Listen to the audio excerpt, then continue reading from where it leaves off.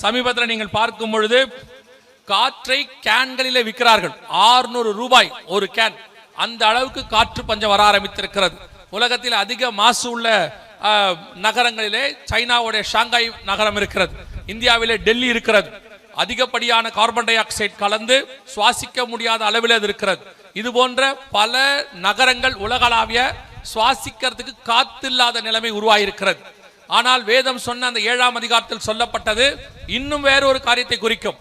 உலகளாவிய நமக்கு இந்த சேட்டிலைட் கனெக்ஷன்ஸ், இந்த மாதிரி வைஃபை, இதெல்லாம் முழுவதுமாய் நாம் இப்பொழுது நம்பி இருக்கிறோம். இது எல்லாம் எதை அடிப்படையாய் கொண்டது என்றால் காற்றை அடிப்படையாய் கொண்டது. காற்றில் தான் இது எல்லாம் டிராவல் ஆகிறது. நீங்கள் அனுப்புகிற செய்தி, நீங்கள் அனுப்பக்கூடியதெல்லாம் காற்றின் வழியாகத்தான். வைஃபை என்று சொல்லுகிறீர்கள், மொபைல் டேட்டா என்று சொல்லுகிறீர்கள், அது மட்டுமல்ல சேட்டிலைட் கனெக்ஷன் என்று சொல்லுகிறோம். இது எல்லாமே நீங்கள் கவனித்து பார்ப்பீர்கள் என்று சொன்னால் காற்றை அடிப்படையாய் கொண்டது. இந்த காற்றில் இந்த டேட்டாஸ் எல்லாம் டிரான்ஸ்பர் ஆகாதபடிக்கு தடுத்து நிறுத்துகிற காலம் ஒன்று வரும். நீங்கள் பார்க்கும் பொழுது வேதம் சொல்லும், ஓசியாவின் புஸ்தகம் 12ஆம் அதிகாரம் 1வது வசனத்துல ஆண்டவர் சொல்லும் பொழுது, எப்ராயிம் காற்றை மேய்ந்து கொண்டற் காற்றை பின்தொடர்கிறான் என்று வேதம் சொல்லுகிறது. அதாவது காற்றை பின்தொடர்கிற காலம் ஒன்று வரும். இந்த ஓசியா புஸ்தகம், அதாவது இயேசு கிறிஸ்துவுக்கு முன்பதாக 400 வருஷங்களுக்கு முன்பதாக உள்ள புஸ்தகம். அந்த புஸ்தகத்திலே வாசிக்கிறோம், காற்றை பின்தொடர்கிற காலம் ஒன்று வரும். இப்பொழுது நீங்கள் அனைவரும், உலகமே காற்றைத்தான் பின்தொடர்கிறது. உங்கள் செல்போன்ல இருந்து, டிவியில இருந்து, நீங்கள் பார்க்கிற ஒவ்வொரு பேங்கிங்ல இருந்து, பள்ளிக்கூடம் இப்ப கூட சொல்லியிருக்கிறாங்க ஒர்க் ஃப்ரம் ஹோம் ஆரம்பிங்க, அதே மாதிரி ஆன்லைன் கிளாஸஸ் ஆரம்பிங்க. அதாவது இதெல்லாம் எதை குறிக்கிறதுனால் காற்றை நம்புகிறார்கள். இப்பொழுது இவங்களோட முழு நம்பிக்கையும் காற்றில் இருக்கிறது. ஒர்க் ஃப்ரம் ஹோம் எல்லாமே வைஃபை, சேட்டலைட் கனெக்ஷன், அப்புறம் ஆன்லைன் ஸ்கூல்ஸ் எல்லாமே அதாவது சேட்டலைட்டை நம்பி இருக்கிறது. இந்த காற்று சேட்டலைட் ஒரு நாள் பாதிக்கப்படும்.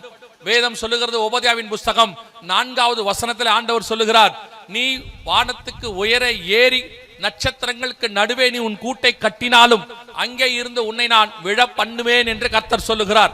அதன் அடிப்படையில் இன்னும் சில காலங்களிலே உலகளாவிய சேட்டலைட் ப்ராப்ளம் ஒன்று வரும். சேட்டலைட் தொடர்பு கொள்ள முடியாத சிச்சுவேஷன்ஸ் வரும்.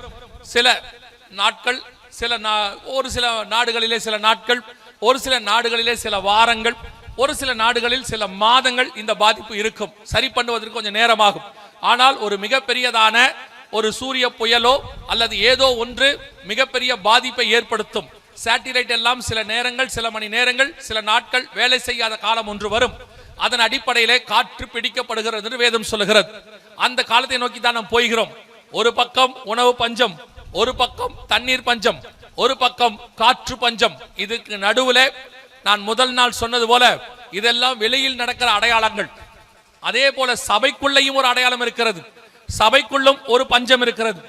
அதே நீங்கள் ஆமோஸ் புஸ்தகத்தில் நீங்கள் வாசிக்கும் போது 8ஆம் அதிகாரம் 11வது வசனத்தை வாசியுங்கள் பார்ப்போம்.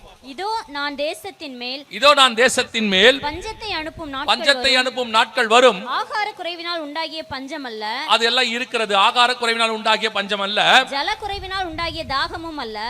கர்த்தருடைய வசனம் கேட்க கிடையாது. பஞ்சத்தை அனுப்புவேன் என்று கர்த்தராகிய ஆண்டவர் சொல்லுகிறார். கர்த்தருடைய வசனம் கேட்க கிடையாத பஞ்சம், அந்த பஞ்ச காலம் சில வருஷங்களாக இருந்து கொண்டிருக்கிறது.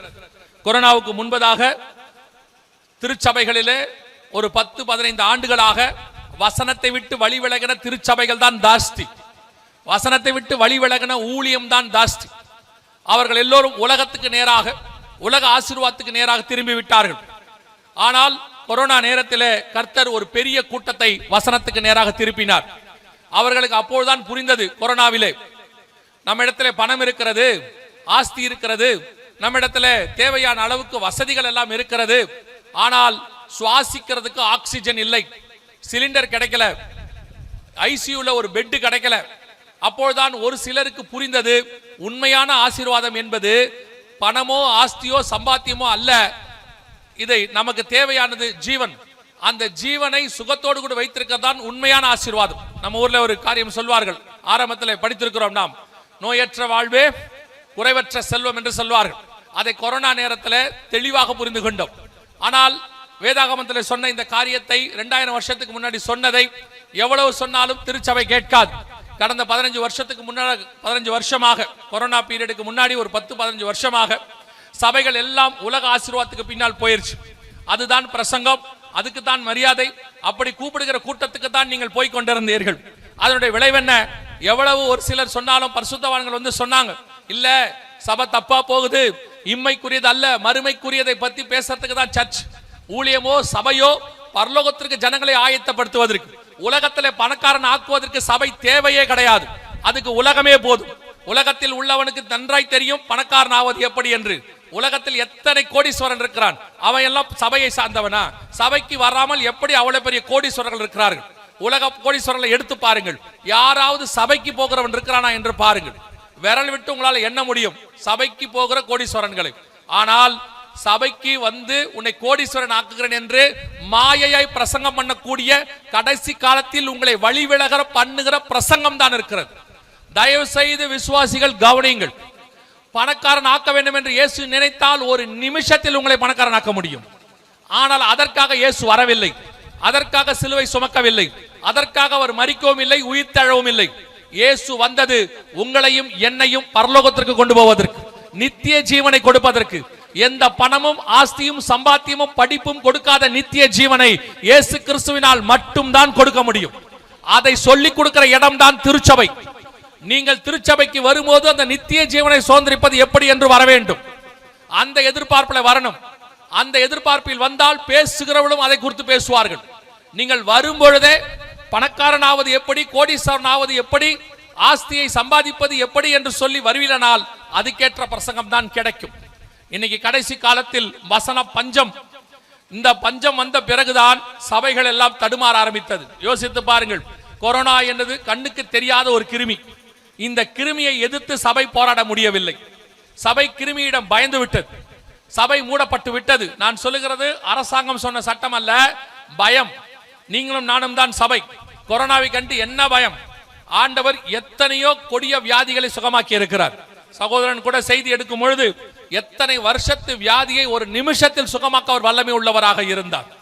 அதையெல்லாம் பாதாளத்தின் வாசல்கள் சபையை மேற்கொள்ளாது என்று சொல்லப்படுகிறது. கர்த்தர் பிசாசின் தலையை நசுக்கினவர்.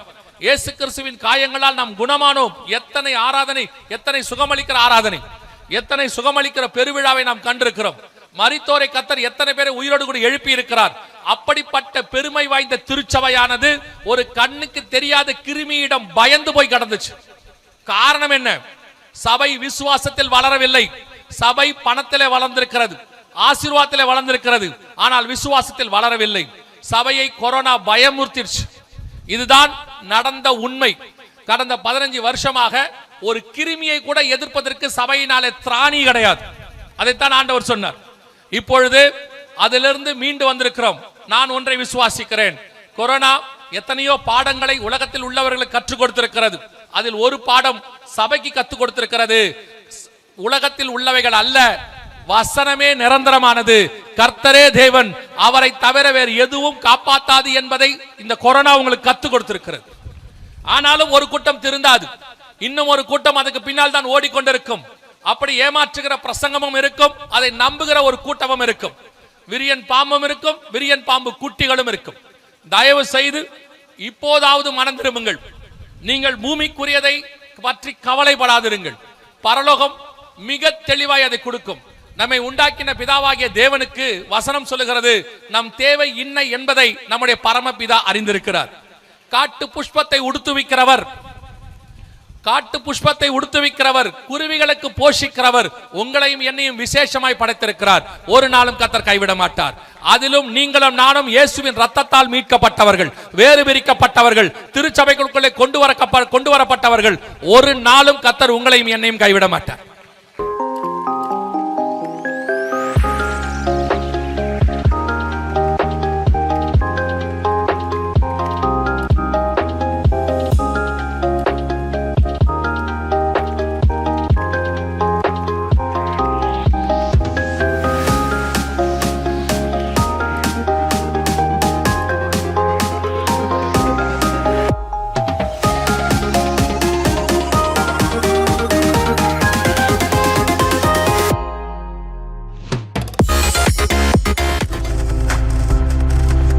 நீங்கள் பார்த்து கொண்டிருப்பது உங்கள் ஜாய் டிவி. உங்கள் துக்கம் சந்தோஷமாய் மாறும்.